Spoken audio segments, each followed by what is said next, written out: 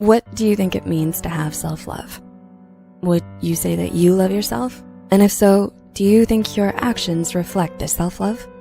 Some people might feel guilty about practicing self-love, mistaking it for selfishness or narcissism. But self-love is anything but selfish. In fact, famous psychologists such as Erich Fromm and Alfred Adler believed self-love to be necessary for a healthy sense of self-esteem, self-worth, and self-enhancement. According to licensed psychotherapist Sharon Martin, self-love means accepting yourself fully, treating yourself with kindness and respect, and nurturing your own growth and well-being. Now, does that sound like a bad thing to do? Well, if you're still on the fence about it, here are 5 psychology-backed signs from experts that what you're doing isn't selfish. It's self-love. Positivity versus superiority. Just because self-love is about taking care of yourself doesn't mean it should come at the expense of others. This is one of the most common misconceptions people have and why they sometimes mistake self-love for selfishness. Self-love isn't about ignoring everyone else's needs, explains self-help author Susanna Nusinen. Rather, it's about having a more positive relationship with yourself and supporting yourself as much as you do those around you. That's why one of the most telling signs you're practicing self-love and not selfishness is if it brings more positivity into your life. Your actions and choices need to balance loving and respecting yourself just as much as you do everyone else.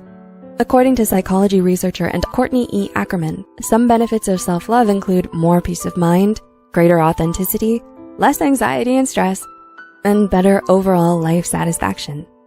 Self-confidence versus narcissism. The ironic thing about narcissism, according to licensed clinical social worker Jill Dano, is that it's actually rooted in a lack of self-confidence, not an overabundance of it. People who are selfish and narcissistic put themselves above everyone else because they lack a sense of security in their own worth and value. So they feel they need to be as competitive and show-offish as possible to convince everyone else of it. But the ones who do things that come from a place of self-love don't feel the need to boast about their accomplishments or tear other people down just to feel good about themselves.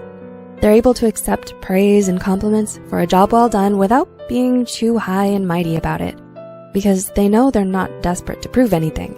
They know their own positive deeds and qualities, and they celebrate it. They don't rub everybody else's face in it. If you find this video relatable and helpful, please give the video a thumbs up and subscribe to the channel. Now, moving on to the next point. Self-compassion versus self-criticism. According to psychologist Dr. Nicole Siegfried, most of us are often raised to believe that we need to criticize ourselves in order to push ourselves to be better. But what most people fail to understand is that it can do a lot more harm than good to our ego, because it may keep us from treating ourselves with compassion.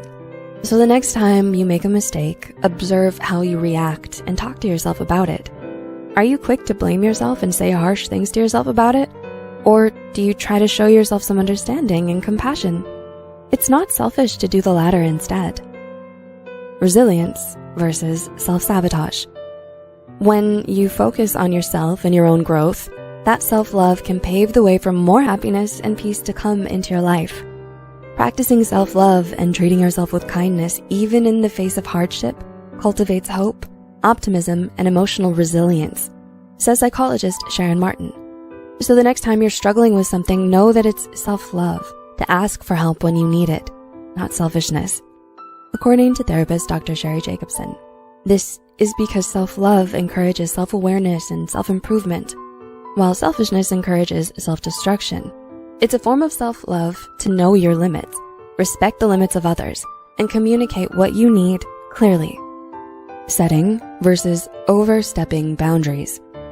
According to psychologist Dr. Christina Gomez, self-love in action can look a lot like taking initiative and being more assertive.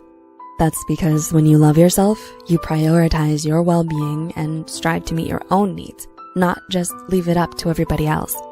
You make healthy choices most of the time and set healthy boundaries for yourself.